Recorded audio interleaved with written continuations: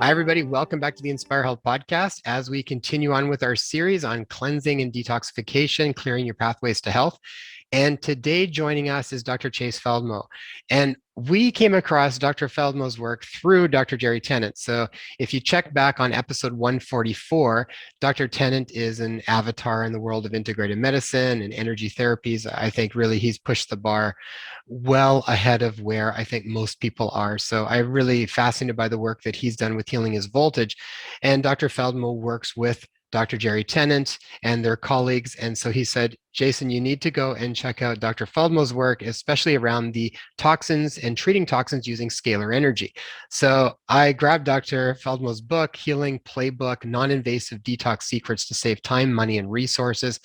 And I kind of went right through that. And I thought, yeah, we need to have a conversation and bring this up because, I mean, correct me if I'm wrong, Chase, but I really feel like when I went through your book, you're not only breaking down an innovative way of treating individual toxins, but you're really setting the stage for a new and more sustainable approach to healthcare that actually can allow individuals to even get back into the driver's seat of their own health. Absolutely. The reason I do what I do, I want to help people. But what we're seeing in our day and age is, and it's my personal belief, but I think we're going to see a huge healthcare shortage of practitioners. And this is a time when people need to take their own health into their own hands when they can, right? And so these tools and resources I provide you, and we want to teach you, help you do that. It was one of the things I really appreciated about your book because we had just finished doing a series on it was called Know Thyself: Questions to Facilitate a Return to Who We Truly Are, because I felt very similar. And there's lots of changes in in the near future, likely. I think around healthcare is going to be a big one, and part of that series was to actually bring people back to a place of self authority as opposed to authority outside of self. And that really happens when you connect to the essence of who you truly are, which is a lot bigger than we think it is a lot of times. And so I think a lot of the work that you're doing, it kind of ties in with that. I think anything that allows people to step into a bigger place of taking care of themselves, I mean, it's the most important thing we can do. I mean, you use the analogy of teaching them how to fish. And I think that's, so far, so for so long, the idea of health and medicine has really been put into the hands of others. And for sometimes there's definitely good reason for that. I mean, we absolutely need to have that and we need to have people that are experts in specific areas. But I think we can put a lot back more into the individual's hands to take care of themselves, like they did a long time ago. Absolutely. I couldn't agree with you more. Absolutely. So let's dive right into your book here. So when we talk about toxins, maybe where we can start would be, why do we need a new paradigm sort of in medicine and the way we address toxins? What are some of the reasons that you've kind of come up with as to why we need a whole new approach? What do we currently do and what are we sort of moving towards, do you think? Well, dominantly with toxicity, the world we live in, I guess, first let me break down toxins. What I define as a toxin, there's microbial toxins. Those would include viruses and bacteria. There's, heavy metal toxins, aluminum, mercury. There's chemical toxins, which are anything man-made. They take and they make it extra toxic. And there's also airborne toxins such as allergens. So those are all the categories of toxins, and something toxic is anything foreign to the body that'll destroy a cell faster than you can make one. So once we get an idea of my idea of toxins, the current medical paradigm for treating toxins, usually they use a lot of pharmaceuticals. And like you mentioned earlier, there can be some cases where they can be useful, but they've been overused.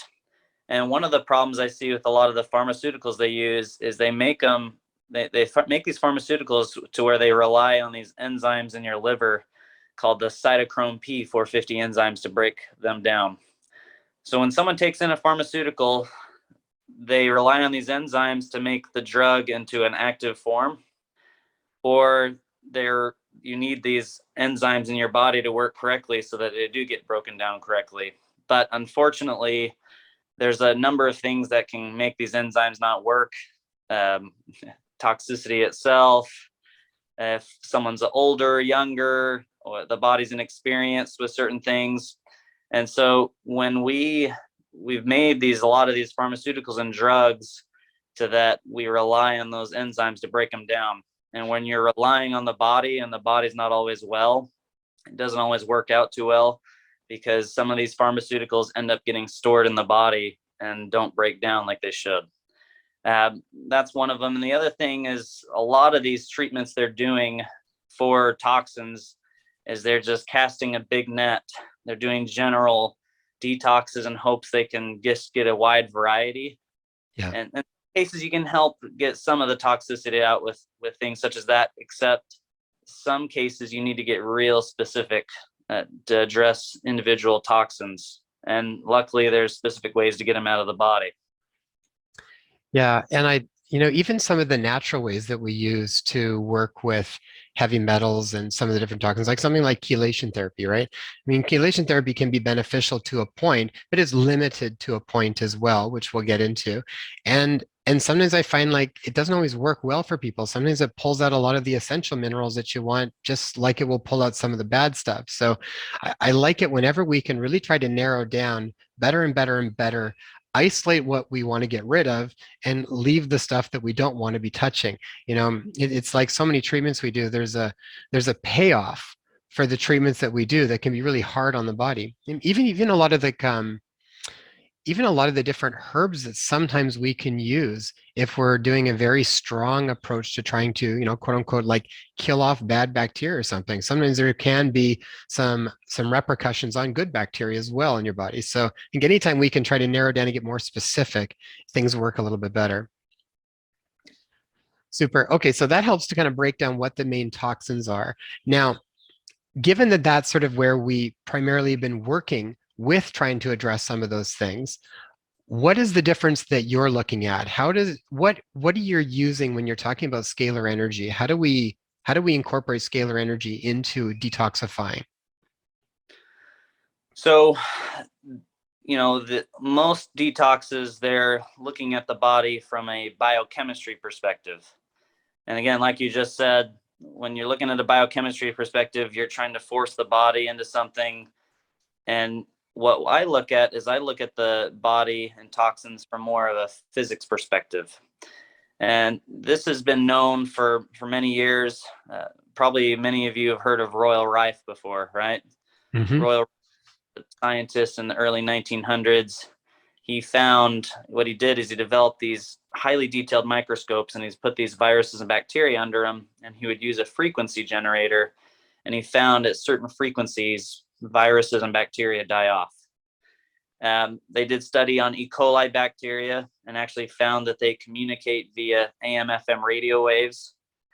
And so that's evidence for microbial toxins. Wow, they could be actually using physics against us. But the amazing thing is that you can use physics against them. And so what I've discovered is that when you use the physics, or when we talk in physics, we're talking frequency. When you use the frequency method, you can address toxins at the root cause and even get down into the cellular level. So what we use is scalar energy. Scalar energy is incredible. There's two different types of energy in this world. There's electromagnetic energy, which is mostly what everyone's using, and there's also scalar energy. And scalar energy was known anciently, and it's an ancient advanced waveform that's making a comeback. So just an incredible technology where you can drive in frequency deep into the cell to help eliminate toxins from the body. I've been fascinated by scalar energy for the last probably couple of years, and we've done a few interviews tying in some of the concepts of scalar energy and how they're using it. And I really feel like, this is ultimately, I really do feel like we are moving very much from a biochemical approach to the body to more of an energy, frequency, vibration, magnetics. Like that's kind of where we're moving to. Doesn't mean that biochemistry is not important, but a lot of times you'll find like these other areas influence the biochemistry. So, you can work at the biochemistry, or you can try and work on literally like the field above that, and that influences, and see how you can do at that point. So, and I feel like it gets to the root of things in a much easier way than trying to push. Feels like a lot less forcing around stuff than sometimes what we do from the biochemical standpoint. When you're explaining it from the frequency, what happens then? So everything has a specific frequency. So say we're looking at that from the point of view of a heavy metal or from the point of view of a microbial toxin, and we want to use a scalar approach to working with that. What does that actually mean? How does scalar energy actually help us get rid of some of those things? So first we gotta talk a little bit more about frequency. Frequency, when we're talking frequency, obviously we're talking like the lines you see in the ocean, to break it down. But with frequency has polarity. So let's say this is a frequency of a toxin. What we've done is we've taken the frequencies of toxins, we've taken them and we've flipped their polarity and created remedy frequencies. When you introduce a remedy frequency to the frequency of the toxin, you see how they're opposite? When they do that, it cancels out the frequency of the toxin. It's a principle in physics, we call it destructive interference. And so when you can digitize these remedy frequencies, you can then drive them into the system. Again, electromagnetic energy is what a lot of people are using, and it can be beneficial, the electromagnetic energy, but what I found more harmonious to the body is scalar energy, and scalar energy is a carrier wave. So electromagnetic energy goes like this, but scalar energy is more of a vortex or an Mhm. implosion. When it's that type of waveform, it's a carrier wave, meaning you can take copies of frequencies and put them into the body, and it puts them into the body in a more gentle way, because when you're doing electromagnetic energy, if you don't have something called biofeedback capability to it, it's not as harmonious to the body. And again, it can sometimes force the body. So what we've done is we've taken scalar energy and we're able to drive in these remedy frequencies into your cells. And what that does is that could do several things. As I discussed earlier, Royal Rife, he found at certain frequencies, viruses and bacteria die off. So by putting in a reverse frequency or remedy frequency, this could kill off any microbial toxins, or as we mentioned, the E. coli bacteria communicate via AM/FM radio waves. This could also potentially jam their communication signaling, which will weaken them so they can't replicate. That way your body's immune system can go in and take care of the rest. The third thing this could do is a lot of viruses and bacteria surround themselves with something called a biofilm. This biofilm is essentially a shield that they cover themselves with. It's their little hideout from the immune system, so the immune system can't see them. By putting in a reverse frequency, this will bust the biofilm potentially, which will expose and weaken these viral bacterial toxins. That way your body's immune system can take care of the rest. So I don't know which of the three it's working by. That's my theory. It's working by one of the three, but what I'm doing for it's working. Now, for chemical metal airborne toxins, those act a little different. First, I'll start with the airborne toxins. Many people, it's been a later winter or later spring for a lot of people. If any of you have parked your car under a tree, you notice that sticky layer that's left on the car. Those are pollens, and that sticky yellow layer is made of something called Xine. And Xine uses hydrogen bonding. And hydrogen bonding is interesting. When you look at hydrogen bonds, hydrogen likes to bounce back and forth between nitrogen, oxygen, and fluorine. And it's my belief that it bounces back and forth because of frequency, because it's going back and forth through the polarity of the wave. So by putting in a reverse frequency for allergens, you disrupt the hydrogen bonding and you make it less sticky. That way your body can eliminate it easier. That stickiness that you get, people get allergies because these pollens are sticky. They get inside your sinus, and you're having a tough time eliminating. So your body's sneezing a lot. People's eyes are watering, and they get a bunch of congestion. It's the body's way to try to eliminate the stickiness of pollens. So by driving in a reverse frequency of those pollens or allergens, you take away its stickiness. That way it can actually leave the body. For chemical and metal toxins, those can act one of two ways in the body. There is a concept you learn about called paramagnetism and diamagnetism, meaning some elements will actually stick like magnets. So aluminum is one of those. When aluminum is on the body, it sticks like a magnet. Other metals, such as mercury, actually repel in nature. And one of the reasons they stay in the body, especially mercury, is, let's say my hand is a cell here. When mercury gets inside the cell, it actually repels. And that's why it has such difficulty leaving the cell. They've done research and they found that you have significant more mercury exposure in the mitochondria of your cell, which is very important. The mitochondria help you produce ATP, which gives you energy.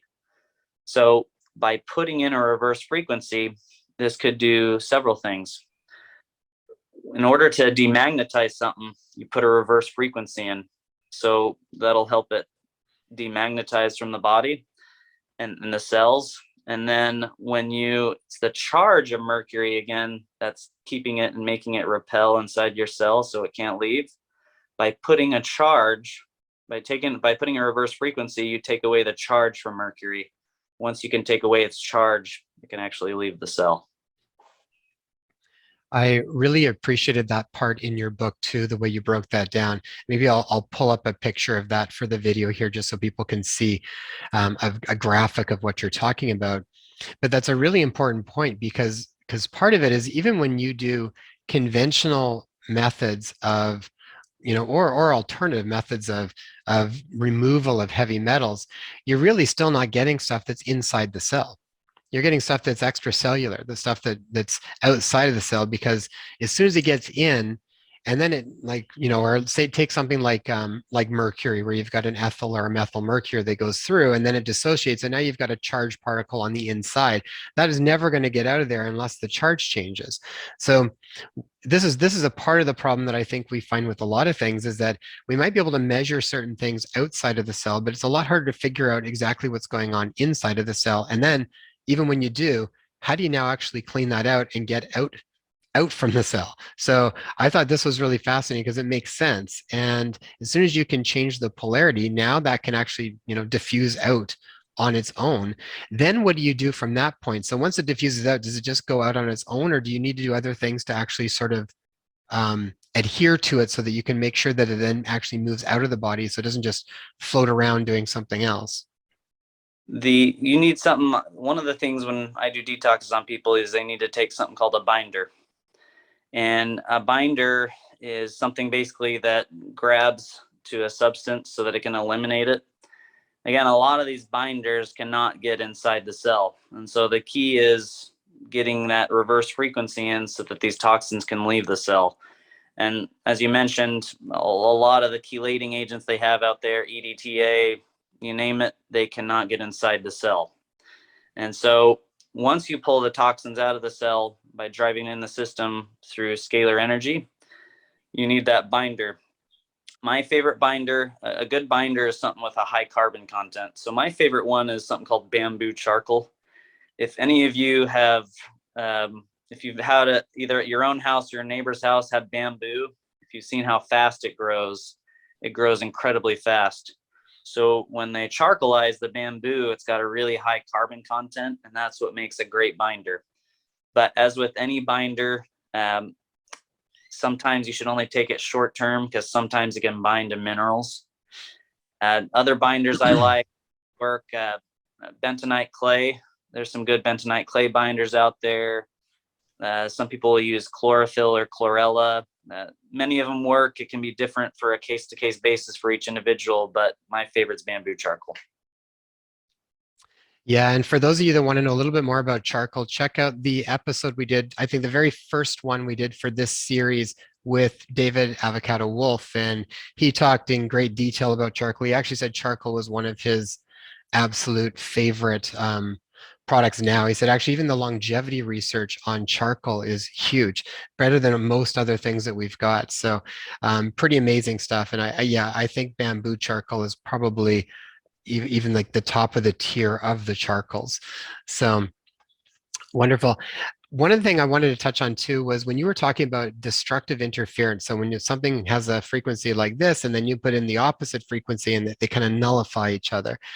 The first time I really saw something like that being talked about, other than the work that Rife was doing, was if people remember Dr. Emoto, who did all the research on water and the crystallization of water. If you actually look at what he was doing, well, I think it was like his third book, he did it on what he called Hado. And Hado is basically a therapy that they develop where if someone is dealing with a specific emotion, they would literally put in the opposite emotion. So if someone was dealing with, say, fear, maybe they would put in the hado of love. And from that, literally the same way they would show it, the frequency from here versus the frequency from there, and then it just nullifies it out. And I mean, they found really amazing results just from looking at changes in crystal structure in the water. So how I think about it too is you had said scalar energy essentially is a carrier wave. So it's a carrier of information. So then from that, how do you want to put the information in there? You know, you can do it through specific frequencies that you're putting in through different machines or reversing frequencies and creating them that way.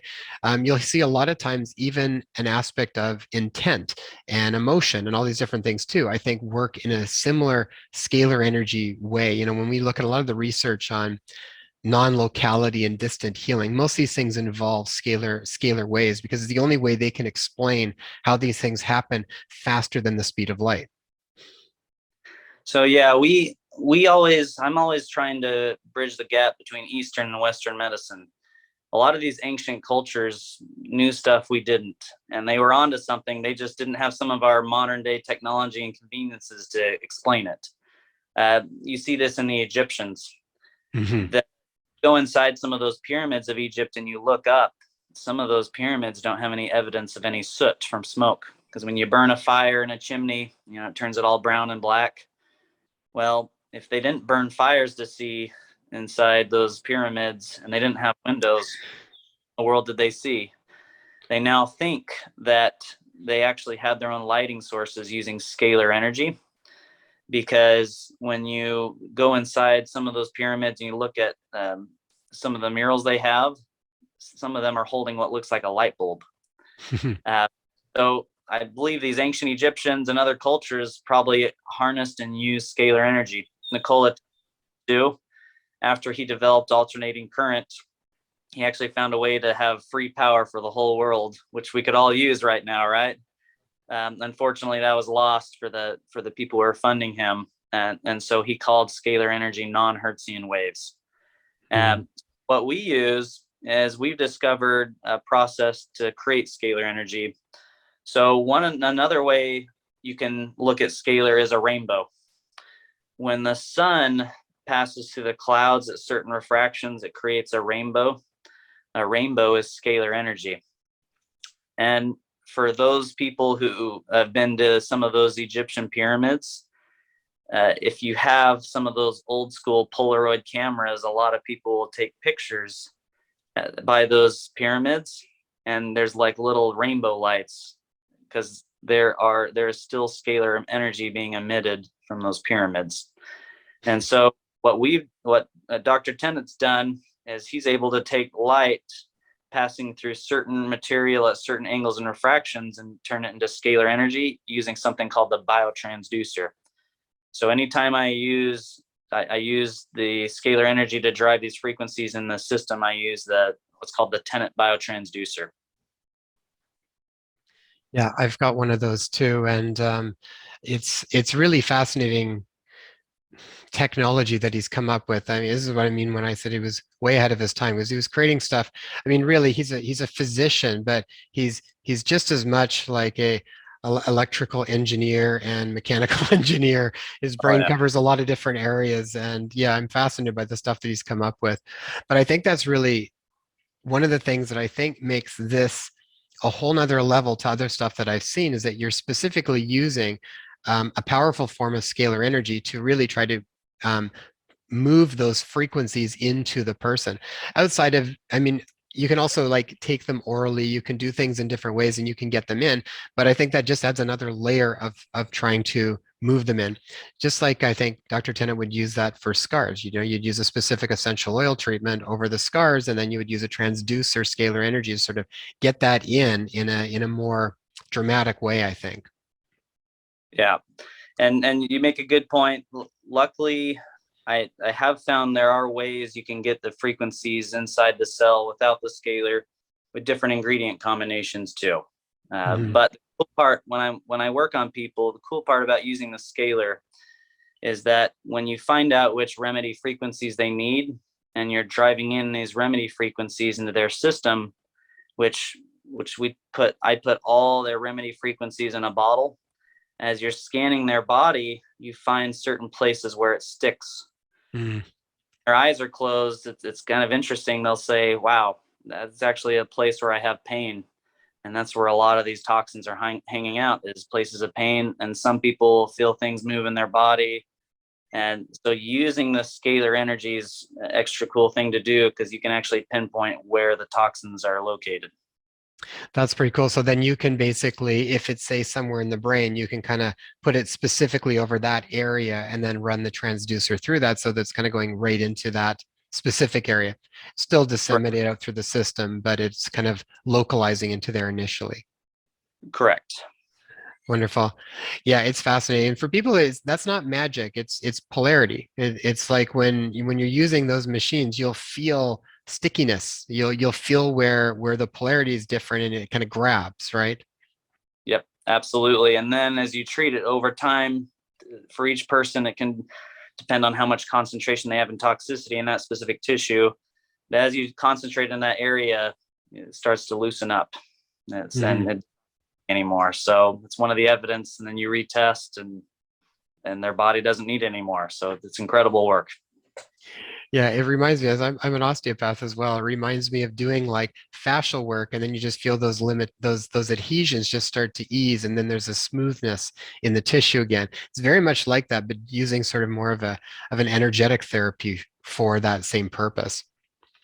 It was funny when you were talking about the pyramids in Egypt. I interviewed a while back for a series we did called Energy, Frequency, Vibration, Magnetics, the Next Era of Healthcare. We did a whole series on this. And we talked to I don't know if you're familiar with their work, but doctors JJ and Desiree Hurtak. And they wrote a book a long time back, or he wrote a book called The Keys of Enoch. Anyways, really they've been doing a ton of work in things like harmonics and sound and all this different stuff, and they actually were in, believe they were actually in the king's chamber in one of the pyramids doing research study, and through sound they were, and he's got a picture of this, through sound it actually created massive light ups within that chamber just from hitting specific harmonics. So they were able to create light through sound in the chamber. It was pretty amazing stuff. So I always go back to this, we know so little of the greater reality. So it's like, just because we're not capable of maybe understanding it in the limited view that we can right now, doesn't mean that it's not true or doesn't exist. So this is why I think it's so important to keep experimenting with these things. And especially when you're seeing something that works, even if you don't know all the details on it yet, then let's keep expanding on that and see where it can go. And the beautiful thing on top of that, again, it's non-invasive, Hmm. and that's why this is the type of technique and technology people can use at home. You don't have to go to a practitioner. You can do it from your very own home, very non-invasive. So that's the beautiful part. Chase, how do you find what specific toxins you need to work with on a person? What are the ways that you use to assess like heavy metal load or some of the different toxins? What are the ways that you can narrow down to see what we need to actually treat, or what's the process involved for that? So I have over 600 remedy frequencies to specific toxins. I'm always adding more all the time. And so when people come in, I wish I could test them for all 600, but what I use is a process called evaluative or applied kinesiology. So the body has polarity to it. And when you do a kinesiology, or in other words, muscle testing, I'll test people, I'll have them put these two fingers together. the thumb to the ring finger, or you can also use the thumb to the pointer finger. The reason I do that is our fingers have polarity to them. Certain fingers are a plus, certain are a minus. When we put these two fingers together, you're putting a plus finger to a minus finger. So when you have someone tell them to hold strong and you try to pull their fingers apart, it should be strong. Then what I do is I take the other end of the circuit and I have them put it in your belly button, and I have them hold strong again, and they go weak. The reason they go weak now with their other fingers in their belly button is that you're completing a circuit here, but the belly button is an open circuit, meaning it's neither plus nor minus. So when you're not completing a circuit, it'll go weak. So what I do is I take these actual reverse remedy frequencies in bottles that I've digitized in bottles, and I will put them in their belly button, and I'll have them do the test. If it's strong, it's a frequency they need because it's an electron donor for them because it's completing their circuit. But if it's a remedy frequency they don't need, it'll go weak. And so what I do is I obviously gather the ones I'm suspicious on. They know they've had this and this sickness, or they know they've been in this toxic industry and they've been exposed to these toxins. So you can kind of gather all of them that you want to test them on. Once you figure out all of them they need, what you can do is you can use this technology to put all these remedy frequencies in one bottle, and you can drive it all in the system using the scalar energy. And I've also made these bottle combinations so that you could take it orally after as well. But again, the nice part with driving in through the scalar is we can pinpoint, where are these toxins hiding out? So an example is aluminum and mercury. Those two common toxins I see in people's brains a lot. Mm-hmm. So different toxins can have a different affinity for different parts of the body, as well as different conditions can have different toxins you commonly see show up. So once you drive it in the system, these remedy frequencies, I'll retest them. If they go weak, they don't need that remedy frequency anymore. But if they're still strong, that's when I go to the part of the body that might be affecting them, or I kind of scan the body, feel for the stickiness. I treat the stickiness till it goes away, and I retest, and it'll go weak. So this is the best way I found that you can test, and it's a skill you got to kind of learn and develop. I've been doing it for years, and so it's easier for me. But it's amazing is that when you drive in these remedy frequencies into the system, I'll get reports back later from patients. Like I had someone who had chronic strep, and they'd had the treatment. I found they needed the remedy frequency for it. I drove it in the system, and then they contacted me later and they said, for the first time in years, the strep is negative in my blood test. So, and the same cases I've seen her for like HPV and other things. And the funny thing is, these people will tell, the doctors or nurses or whatever, what they did. They're like, why is it negative now? What'd you do? And they're like, they don't believe it. But the technology works. You give the body what it needs, and it takes care of what it's supposed to. So, Mm-hmm. Well, that's kind of what I like about the approach too, is for the most part, you're you're basically setting up the stage for the body to just be able to connect back to that innate healing capacity again. And then it does the work. It knows what to do. You just kind of help to clear the space a little bit for it to get back online again. Yep, absolutely. And the other thing I should mention, the reason I digitize frequencies in bottles is, we live in interesting times, and you never know.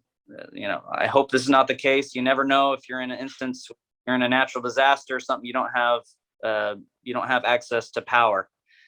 And so what's cool about digitizing remedies in bottles is that they can stay good indefinitely, so long as you take care of them, so long as you keep them out of direct heat and sunlight and away from strong electromagnetic sources. But these bottles could last you forever if you take care of them, and you can always have access to them. They're always there. So you don't have to depend on a lot of the resources that so many people are depending on. You have them at home. So it's a beautiful. Yeah, you start to become the healer at home. Chase, do you use any to narrow things down? Do you ever use any more urine tests or blood tests or anything like that anymore? Do you find a lot of value in them, or not as much as maybe you once did? What do you find as far as other types of testing that can be used to assess toxin load and things like that? So a lot of people commonly use blood tests. There's one shortcoming to blood tests for toxins, is that when we'll give heavy metals as an example. When a heavy metal gets in your system, it circulates in your blood about 24 hours, and then because it's so molecularly heavy, it sinks into your deep tissues. So by taking a blood test for heavy metal toxicity, it might show that you're normal, but the problem with blood tests is they're only going to show the extracellular, and it'll only show acute exposure to metals or a ongoing exposure, like you're continuing to get exposed. So the blood tests aren't the best. Another one that's commonly used that's better than the blood test is something called a chelation test. That's where you put a chelating agent in, and the chelating agent's going to pull the metal out of some of the tissues, but it will not pull it out of the cells. You then urinate in a bucket for about 24 hours, and then they test the metal content in there. That one is more accurate than the blood test, but it still has that shortcoming because, again, we got the toxins that hang out inside the cells. The best one I've seen for heavy metals and different mineral toxicity is something called the oligoscan. So oligoscan uses something called emission spectrophotometry.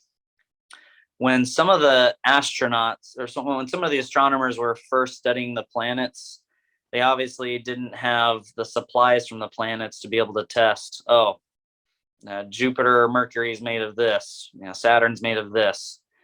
But what's cool is, as you talked about, everything in this world has its own frequency, and these planets would emit different frequency of light. And so they were able to figure out, based on the frequency they emitted, Mercury's made from this, Jupiter's made from this, so on and so forth for heavy metals and minerals. So this company, what they've done is they've taken this technology and been able to apply it to the human body. And through a simple scan through your hands, you can find out your metals, your toxicity of metals and minerals. And it'll take the metals and minerals, it'll take a reading of them outside and inside the cell. So that's the best one I've seen. Unfortunately, a lot of the technology hasn't caught up for all of them. If we did more research and people could actually find ways to actually measure some of the other toxins, such as viruses, the bacteria, some of those chemical toxins. This technology is not available for those, but at least being able to see the metal and mineral toxicity gives you a good starting point too. That's great. I didn't know that they checked both. They could break it down outside and inside the cell. Well, it won't break it down outside and inside the cell, but it'll at least give you the big picture. So someone could come in and their blood tests show that they're normal for mercury, but then you do this technology on them, Gotcha. and because they have excess mercury, it's because it's inside the cell. Gotcha. Oh, that's good too. So you could even comparatively, even if you had blood tests for that measuring a specific area and then did that, then it gives you an idea of where the rest of it's hiding. So Correct. yeah, I thought that was really interesting. I hadn't heard of that technology, but I was looking it up after I read your book, and I just emailed them to send me some more information on it. So, yeah, I think that looks really fascinating. When you treat it, do the toxins, are they done? Do they need retreatment? Do they, if they keep coming back, is there something else that needs to be addressed? So after they've done the treatment, what's sort of the next steps? If say that person comes back and they're testing like they need the treatment again and they need it again, where do they have to address? So this is highly specific to each individual. Some people are working in toxic industries where they're exposed to these things over and over again. And so cases like that, sometimes they need tune-ups every once in a while because they're getting constant exposure.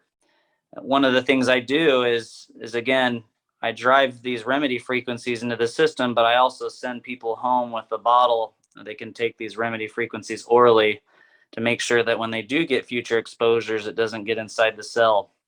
And that's key. And so I do that. But for some people, they need it over and over again. But for a lot of people, if you've had a one-time exposure in the past, once you get the treatment once, you'll be good. You won't need it again for that specific toxin. There are cases where people have difficulty getting these toxins out. Again, this method works by getting it out of the cell. And it's important we get it out of the cell because when these toxins are in the cell or sticking to the cell, they're the most toxic. We want to get it out of the cell. And if they have tough time eliminating it after, there can be several reasons I found for that. One of them is emotions. You talked about Dr. Emoto's work earlier. Certain emotions actually resonate with certain toxins in the body. This is a concept I first heard from someone named Ellen Amar and Dr. Marshall, who I work with. I've confirmed with her that if you have an emotion, that emotion resonates as the same frequency of the toxin, it holds that toxic in the system longer. So there's some people where I'll clear the toxin, it keeps coming back. And so I'll send them to do emotional work with Dr. Marshall. She takes care of their emotions. And then after I clear it again, it holds in the future because that emotion was resonating with that frequency of the toxin. We haven't pinpointed all of them, but one of them I can usually pinpoint is limes is attracted by fear. And another one is mercury is attracted by anger. So again, just different emotions resonate with different toxins. If you're having a tough time clearing the toxins and it's not holding, there's some emotions that need to be retuned. But just like you said with Dr. Emoto's work, you need to change that frequency into the reverse frequency for the emotion. But that's one of the cases. And another case I'm seeing quite frequently nowadays is low oxygen. If you look at the work of Weston A. Price, he was this dentist in the early 1900s, and he traveled the world. And back then, at that time, there was still a lot of places that were not modernized. They didn't have the modern diet. They still had their ancient, traditional diets. And he was a dentist, and so he'd compare the teeth and jaw lines of those people compared to the people who are modernized on the processed diet. He found the people who are using the traditional ancient diets, they not only had straighter teeth, they had less cavities, and they had bigger, broader jaw lines. And so when you have that bigger, broader jawline, you get more oxygen. As compared to the people on the modern diets, their jawline is so narrow that it restricts oxygen. So sleep apnea or low oxygen patterns are very common in our day and age. I see this quite common because not only the diets, but also braces. Braces happen to be some of the most detrimental things I see for the body. And so when a lot of people are trained to get braces, but when you put a wire across the teeth, it decreases the expansion of your palate and it restricts oxygen. So there are things you sometimes need to do to help open up that airway again, because I compare oxygen to a fire. When a fire burns, it's metabolizing wood. And our body's the same thing. When we eat food or when we get toxic exposures, we should properly metabolize it. But what makes a fire burn hotter? It's oxygen. The same thing with our body's metabolism. We can metabolize things better when we have that oxygen. So that's another common thing. And then probably the number one thing I see though still is dental infection. Mm-hmm. By getting rid of some of the toxins, the method I use, it does work. If people have dental infection through root canals, or they have mercury fillings or other things that could be causing infection, something called a cavitation. Some of these infections for microbial toxins keep coming back if they don't address the infection in their bone.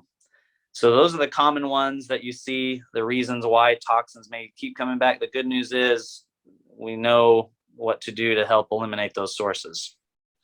Yeah, and go check out episode 144 with Dr. Jerry Tennant, because when Dr. Faldmo is talking about low oxygen, that ties right back to low voltage. So then Dr. Tennant goes through the main things that are responsible for low voltage, much of which you just talked about right there too.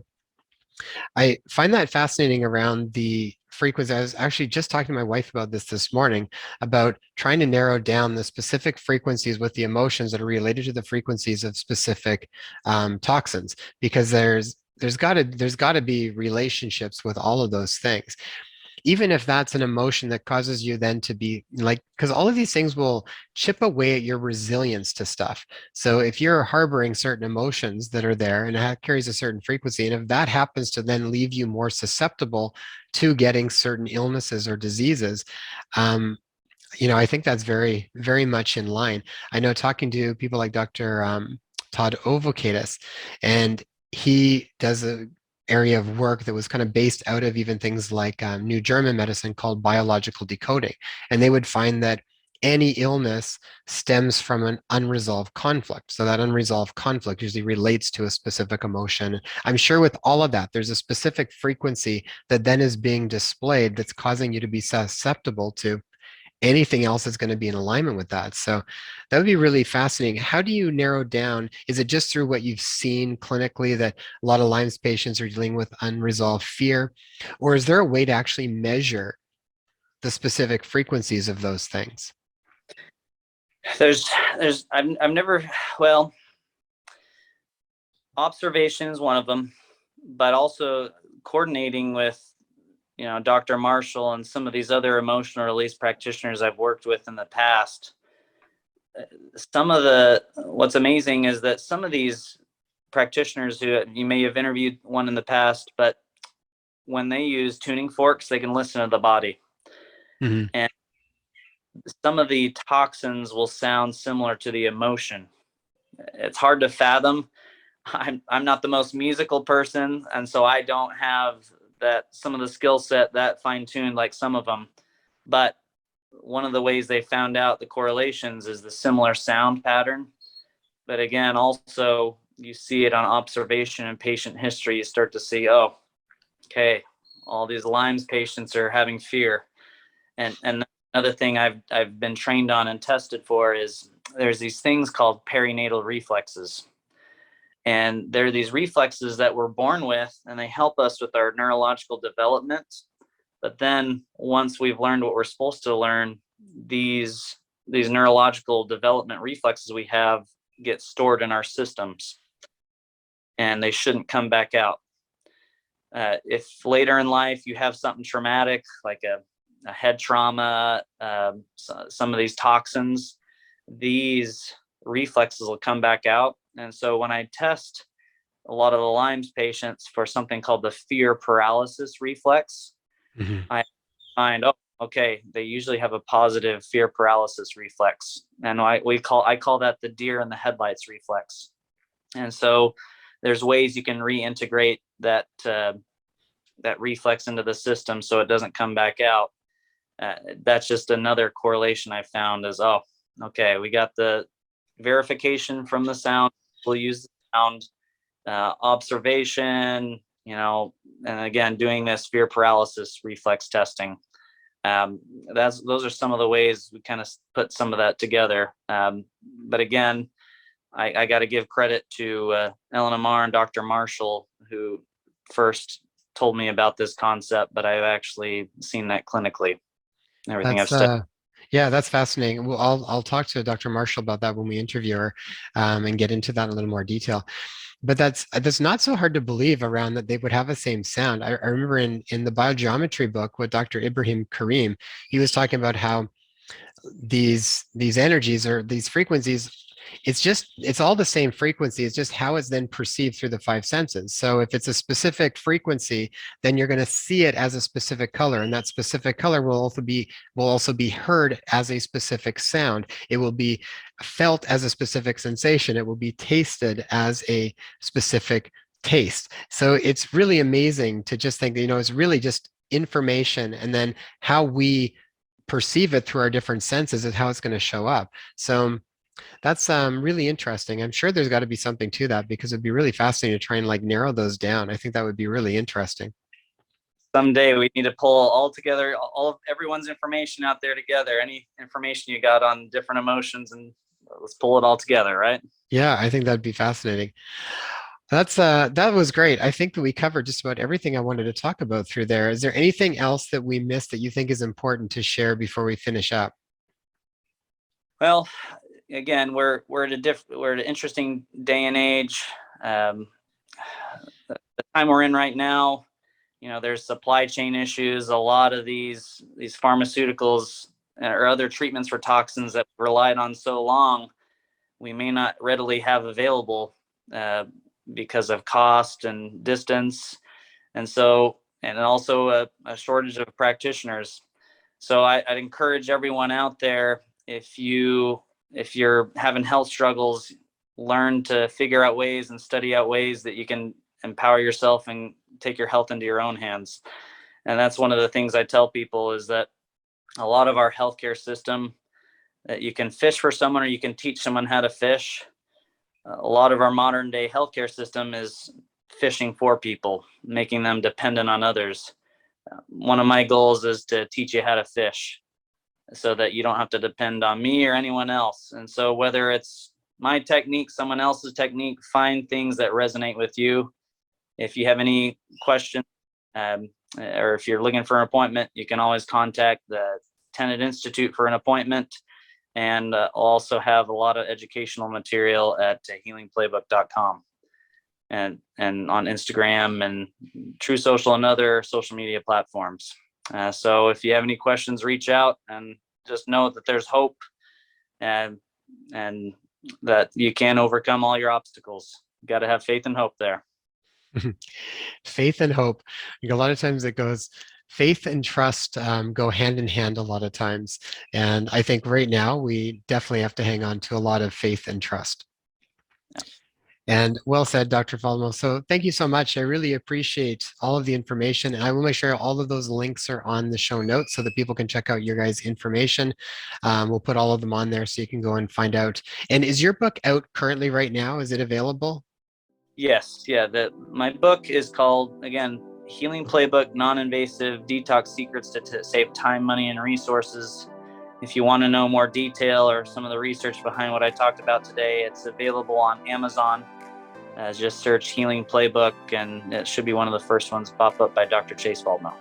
Super. I'll put that on there too, so people have links directly to it. Chase, thank you so much. Thank you.